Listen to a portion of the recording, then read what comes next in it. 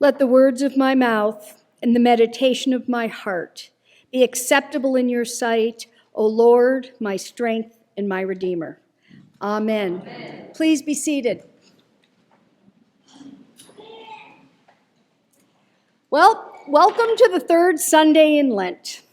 I join you on our continued Lenten journey. This morning is one of those, whoa, what happened here kind of biblical passages. It can be scary when someone is obviously angry. Some of us want to hightail it out of there. Some of us are ready to fight, and some of us just freeze. And when it's Jesus using a whip of cords, turning over tables, and chasing cattle and goats, we must pause and see what this is telling us. First, it's important to consider when this event occurs in John's gospel. Unlike the other three gospels, where it is placed at the end, this is placed at the beginning of Jesus' ministry, immediately after turning the water into wine in Cana. It appears John wants us to see Jesus' ministry starting with recognition in the temple that it's his Father's house, which cements Jesus' identity as his Father's Son. Jesus will be the next temple, which will make him God's abiding presence. He immediately confronts the religious authorities, in effect, giving them warning he is here, perhaps even warning them he's going to take over the temple. Second, it helps to understand the temple's working at the time of Jesus. Everyone who came to the temple was expected to make sacrifices and to find favor with God. Many came from far distances and would find it difficult to bring appropriately unblemished cattle or goats needed for sacrifice. So they would need to purchase them at the temple. Now, since these people also came from far distances, they would likely be using different currency and would need to exchange their currency for the currency of the temple, which were shekels. To accommodate those without means, doves were offered as an option to purchase. The merchants and money changers were really part of the fabric of the temple and had been doing it as a service to worship for years. So with this in mind, let's replay the reading a little bit and see what may be going on with Jesus and his anger. Now, the season was Passover, and Jesus came to the temple that he considers his Father's house and found all this commerce going on. And he was obviously upset, as all of those exclamation points in your bulletin will attest. He turned over tables, used a whip of cords, chased off cattle and goats, and dumped the money. His first spoken words are a clue that the source of Jesus' anger was the selling of doves to the poor. It was taking advantage of the least of God's people, in effect saying that they had to pay for God's love. If you remember when Jesus and his family went to the temple, they bought doves for sacrifice too. By any standard, his anger was justified, and it was righteous anger. What all of this about the caring for the poor became an integral part of Jesus' ongoing ministry.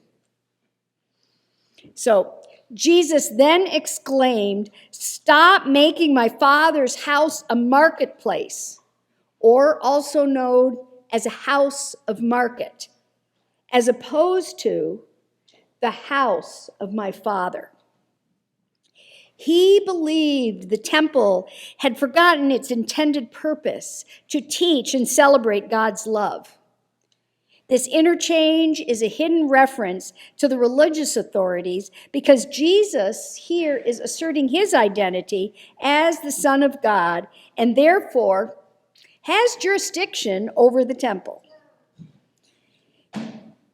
The religious authorities then asked him, "What sign can you provide for doing this?" Jesus' response was the temple would be destroyed, and in 3 days, he would raise it up. This does reference his crucifixion and resurrection. The response from the religious authorities was, of course, something like, "You have got to be kidding. It can't be done." Now, in hindsight, the disciples and we see that it actually happened, and we have Jesus' abiding presence as proof.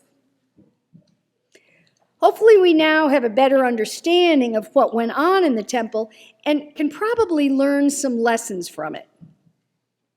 Anger can be an appropriate response to taking advantage of the poor, marginalized, or oppressed members of our community.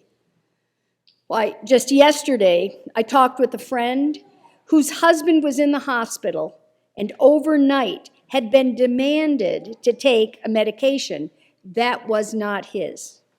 He knew it was not his, and the staff would not accept his word. My friend was angry when they called her and believed her, but not her husband.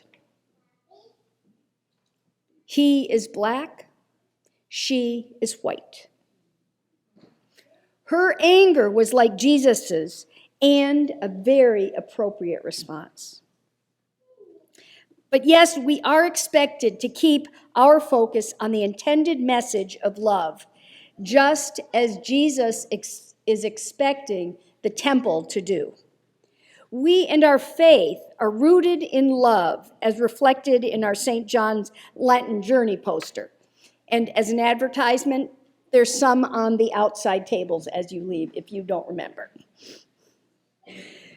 So as we look at this, who are we in this story?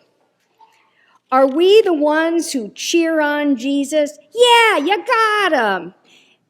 It would be tempting to be like Jesus, overturning tables, justifiably concerned about our favorite injustice. I wonder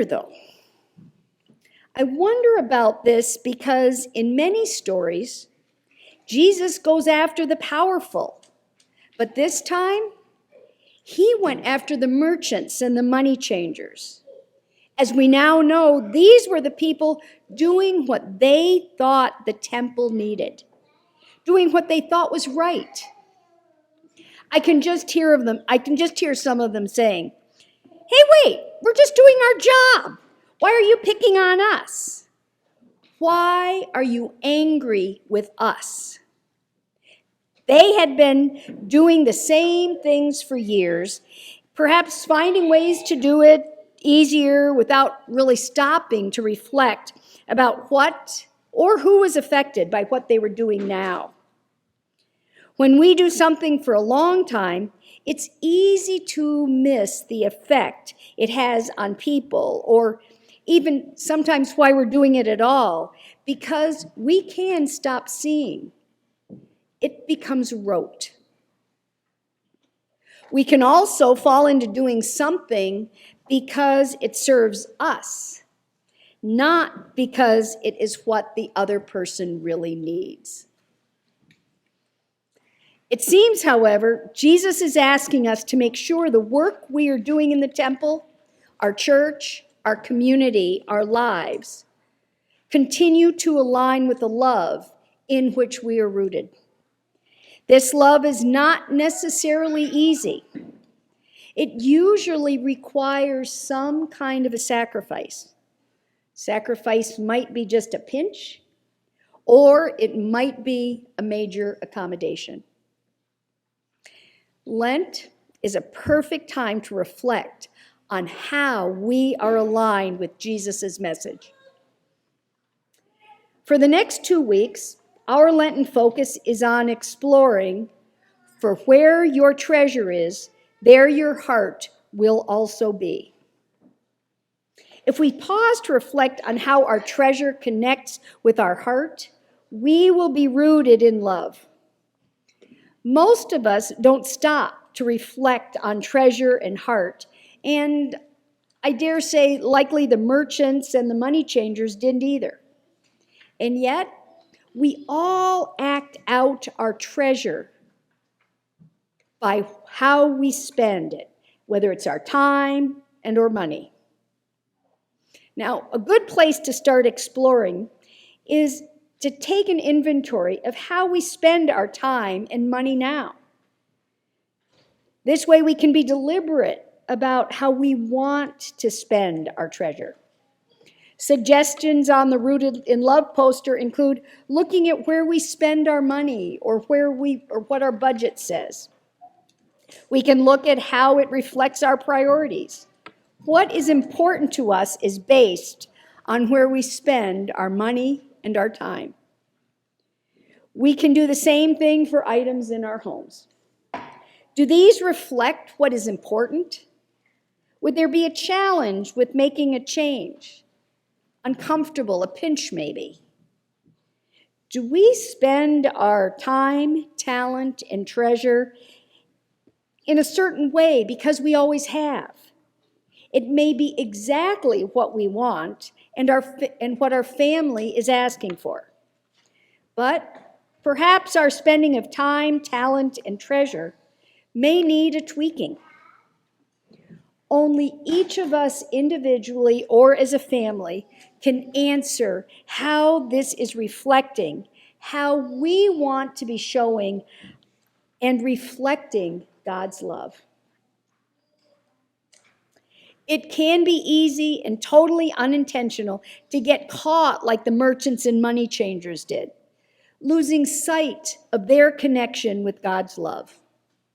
I pray this Lent that we all discover and live into the love in which we are rooted. Amen.